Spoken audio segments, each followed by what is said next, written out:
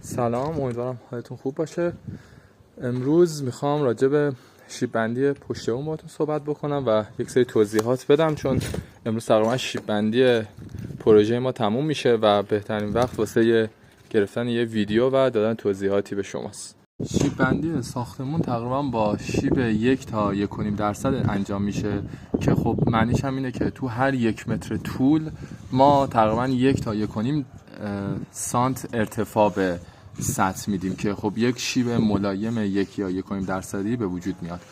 و خب نحوه کارش هم اینجوریه که قسمت ناودون پایین ترین قسمت کار قرار میگیره و با توجه حالا به شیبی که داریم، مثلا اینجا شیب 1%، انتهای کار بالاترین نقطه قرار میگیره و مثلا تو این طول که تقریبا 4 متره، از اختلاف ارتفاع اولین پایین ترین نقطه تا بالاترین نقطه تقریبا 6 سانته. های کارم سطح اون رو با سیمان صاف میکنیم تا یه سطح صاف با یک شیب ملایم 1 یا 1.5% بهمون تحویل بده.